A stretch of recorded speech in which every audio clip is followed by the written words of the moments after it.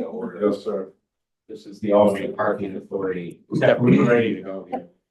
Albany Parking Authority Finance Committee, Friday, January 24th, 2025. Present, Jordan Jones, board member, Chris Burke, board member, chairman, what is it, ex officio? Yes, sir. Myself, Bill Pettit, and staff. Has everybody had a chance to read the minutes from the October 25th, 2024 meeting of the Finance Committee? Yes. Do I hear a motion to accept the minutes? So, All in favor? Thank you. Second, second as exhibition. Yeah, Second, sorry. that's all right. Now we turn to review of the financial. I'm shocked. Honored, Misty. Thank you, sir. We'll review the financial presentation.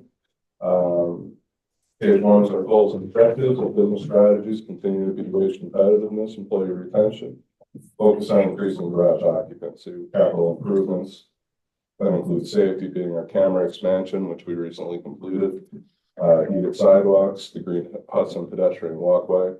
Our other capital improvements for our community enrichment include the wayfinding initiative with the downtown bid, Wagner Square Phase 2, along with the Green Hudson dog card. Moving on to December's revenue and expenses. Revenue was at $839,710. The expenses being just over $1 million, with a negative net income of $163,668. We'll get into that to the other slide, but it's pretty common for December. Moving on to our revenue expenses to income. Again, the expenses for December were high due to meter licensing fee. We also had to make a payment to the New York State retirement system. So you can see in the past, it's always been in the negative December.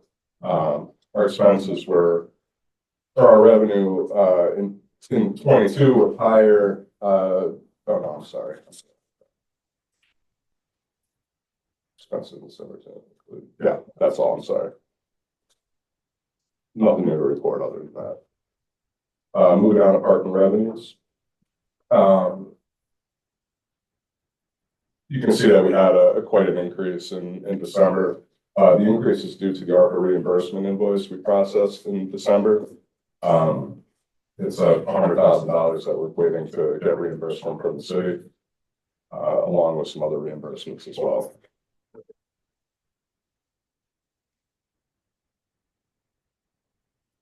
Our expenses, December expenses increased compared to November due to the meter licensing fee.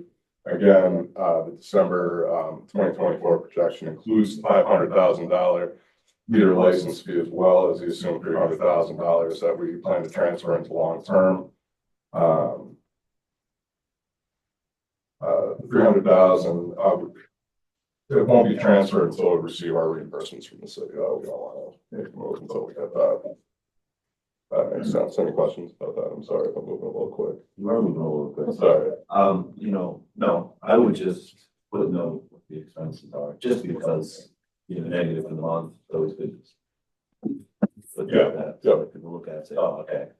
Of course. I know they're normal expenses. Yeah, we'll do.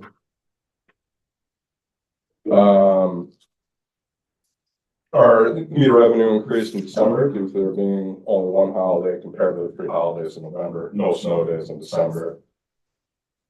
So our revenue is looking well for meters for December. Our daily average still due to projections continues to be steady with Tuesday, Wednesday, and Thursday being our higher utilized days due to hybrid work schedules. We'll see if anything changes. Now that we're starting to bring people back to work, we'll see if the trend starts to rise on Mondays and Fridays, but that will see that at the beginning of this year, see more towards the end probably. Yeah. If that schedule stays true, we don't know. I don't know if anybody else has been seeing, Yeah, I don't, it's nothing consistent, nothing noticeably different, Mondays and Fridays, walking around. yeah, it's pretty good. There's just a session, they will say that she's over 50%. Yeah, and they stagger them too. Right? Mhm. So they pick their own days over the day periods, Yeah. so that's why people prefer to not be in Mondays and Fridays and, Sure. Apparently Manhattan businesses are calling people back full time, Oh, you know. The federal government's gonna, right? They're Yeah. forcing people to That's come right. back, yeah, and they're then telecommuting, yeah. and so all the private businesses down there are gonna start, so you might see Yeah, and a lot of privates are saying they're, bringing everybody back full time, so we'll see how that affects us. I was there this week and it was noticeably fewer cars. It was remarkable. And anecdotally, someone told me, in New York. in New York, yeah, anecdotally, somebody told me their friend lived in Jersey and it used to take him 40 minutes to drive in and get to his office. And now it takes 20 minutes. Oh, wow. Congestion pricing. Yeah. All right. Drastically changed. Yeah. I know what that means here. I just mean the trend probably. The trend Couple back to months, the office. Yeah, maybe we'll Yeah. start seeing Yeah. how it used to be, or that utilization, and, we'll see the flip flop again, but we'll keep an eye on it. Moving on to monthly and other revenue, total garage occupancy remains steady in December, still trending below budget due to the high cancellation. Back in March, I believe that was, right? Moving on to daily garage and lot revenue, compared to November, daily garage and lot revenue in December decreased due to the holiday schedule. We're still well above projection, so. And then our revenue summary, it's the same tale that we've been talking about all year. Our monthly and other revenue, even though it's steady now, we still have that slight decrease. But everything else has had a major increase, especially event revenue. So it more than makes up for the monthly loss.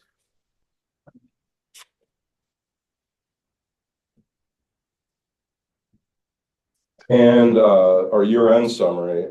So in a nutshell, we are 3% over our projected, which is fantastic. All the revenue streams, it shows all the revenue streams except for enforcement has exceeded projections. A lot of this was due to the Fish Show, NCAA, the women's basketball tournament, Bruce Springsteen, Jon Stewart, Jelly Roll, et cetera, and lots of other medium events peppered into that. You like Jelly Roll, but a fantastic year again for event revenue. So yeah. Miscellaneous revenue. That would be miscellaneous revenue. It's gonna be our investment revenues and gains on sales of assets and things, like much smaller, Auctions and stuff. infrequent stuff. Like when we get when we buy new vehicles, we have to auction off our old ones as well, or any equipment for that matter. We auction it off to the government, like Gov Deals, or there's another one that's the same concept. It's like eBay for government. Yes. Moving on. Let's see, our year-end summary for net income. We budgeted $300,000 to transfer to our long-term investment account. It's not reflected in the year-end actuals. We're anticipating to make the transfer into the long-term investment account after we receive the December reimbursement and our reimbursement from the city. Expenses still remain under budget by at least $65,000. So we did very well this year. Any concerns with those reimbursements? No, it's been routine so far and no pushback. And it does help that we do have an MOU that we sent along with the invoice too, so there can't be any contest to that. Our benchmark comparison. We threw this in just to give you an idea how we look now compared to 2019. We exceeded the 2019 benchmark for all revenue streams except monthly and other revenues, obviously. As mentioned in previous meetings, we have observed a decline in the monthly income, primarily due to many pass holders switching to daily parking, hybrid schedule, et cetera. This trend is mainly attributed to, but with the increases in the other three categories, specifically events and daily, we're still able to beat our 2019 numbers, making 2024 our best year ever. Fantastic, congratulations, that's great. I remember when we set 19 as benchmark, right? Yeah. Pre-COVID and all that, we were like, oh, this is great. COVID is. So. Congratulations, that's great. Thank you. Our debt service investment, we made 2 transfers into the account in October and transferred $165,000 into the account in December. We continue to follow our investment guidelines and are on schedule to make our July payment, which actually finishes our 2 of our old bond payments. What is it? Our 11 and our 18. So it's about a 2.2. Our total payment's close to 2.8, but we get to draw down from our data reserve fund that has close to that 850,000, so it brings our cash obligation down to about 2 million. So we're on track. Yeah, no, that's great. Yeah. That's great. Refreshing my memory. It's crazy that those bonds are being paid off. I know, it's great. That's all we talk about. Makes Bill happy. My dad's chair very happy. He looks happy. That's his happy face. Is there any questions? Our short-term investment account, we made a $350,000 transfer from this account to cover the annual retirement plan. Was that the whole payment? Close to Yeah, close to 325-ish. Yes. Is the whole payment. We get a good majority of it back from the city once we get reimbursed for enforcement portion. But we continue to utilize the account for idle monies that will be required to make payments later in the year. That's what the account is for, mostly.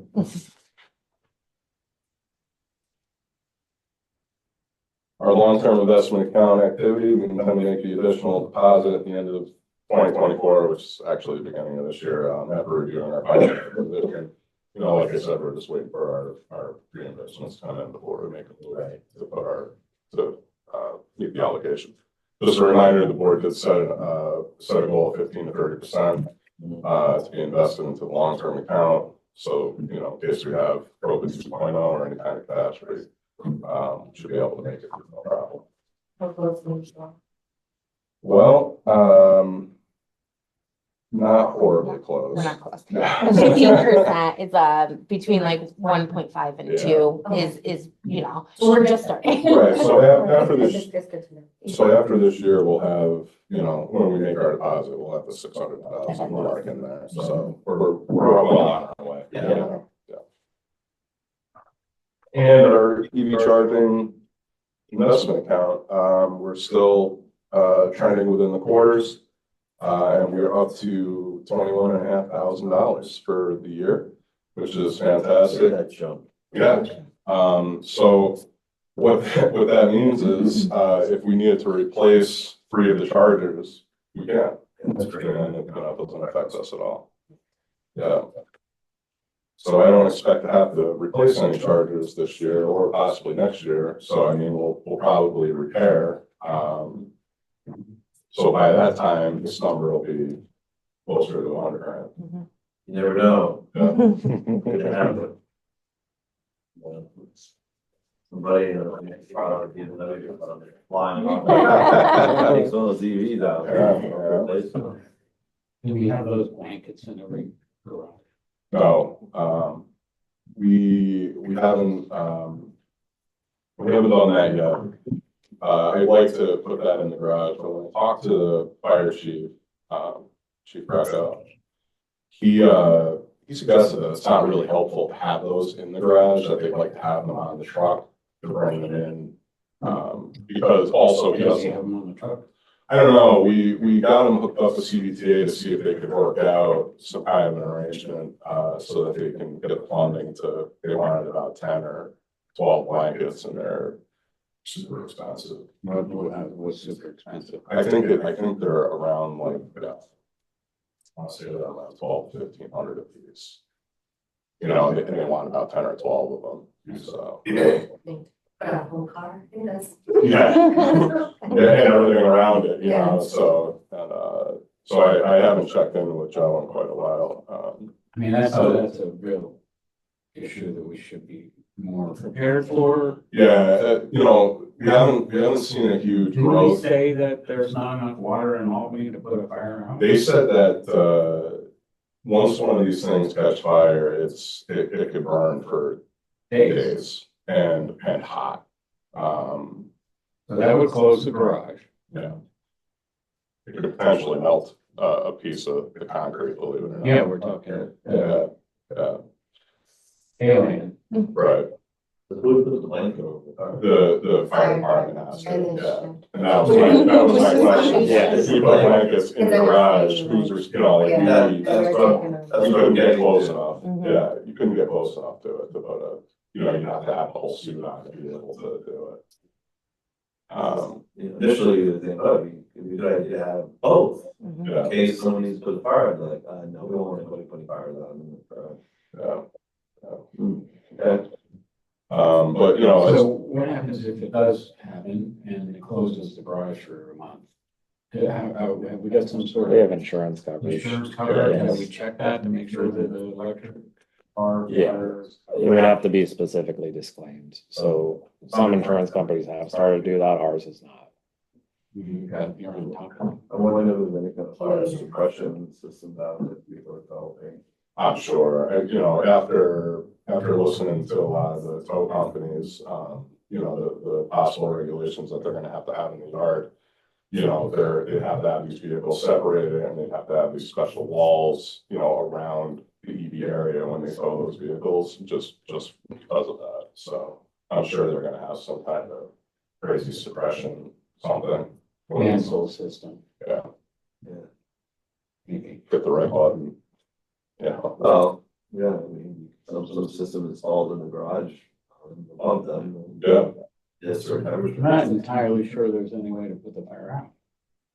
Yeah, Except the blankets. Suppression, I mean, just keep it contained. Yeah, we have to look into So it. that it's not burn the garage down or Right. 10 other cars. Right. Anyway. Sure it's coming. Okay, we'll move on to key numbers. I think that was an excellent conversation. Mhm. Good. Report, yes, Yes. new business. We're actually going to key numbers, if that's okay. Oh, I don't mind skipping it, but if you, I thought we did revenue history already. we just went through the financial presentation. Oh, okay. Right. Yeah, I got it. Thank you so much. Sure. The key numbers, it's pretty much the same as it's been all year long. Our insurance expense was slightly higher, you know, you can't really anticipate for the increase, so it ended up being, a little higher, and there's something else, wasn't there, Alan? Yeah, I mean, the insurance specifically, it's just timing, like we don't get the renewals back until after the budget's passed. So there's not really much we can do about that. Right, and our maintenance repair, we were way over budget because we were, constructing the new office here. Right. And, What I do with the insurance expenses, go back out to the market every 3 to 5 years. Yeah. Because otherwise, it doesn't line up. Yeah. with your budget. Our carrier shops the policy every year, so if they do that. It's just timing. And then enforcement, slightly over budget, but we get reimbursed for that, so it's not really a huge deal, or it's not a huge number anyways that we're over. Any questions in our key numbers? No. Moving on to the revenue history, 3C. So, our revenue, our red history, it just shows our parking system alone. It doesn't include other revenues. This year, we still continue to rise every year from 2020 to current, just showing that our parking, systems are coming back. The revenue from just our parking system is coming back slowly but surely. Like I said, we don't include, a lot of the other income in this because we just want to compare we want to know exactly what our parking system is doing solely. Was 2019 the biggest year ever historically? In parking, for the parking system, yes. For as a whole for the year, no. So for 2024 was our best year for revenue. Right. Prior to 24 was 19. That's Right. Yeah. Mhm. Any questions?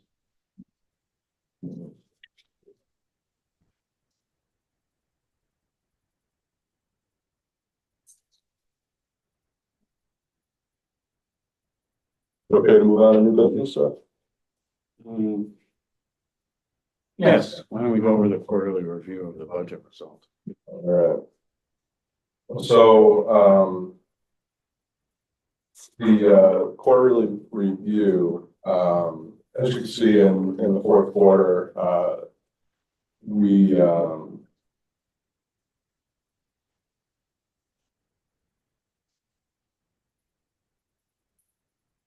I'm sorry. So our meter expenses in the fourth quarter is so high because we had to account for our meter licensing fee.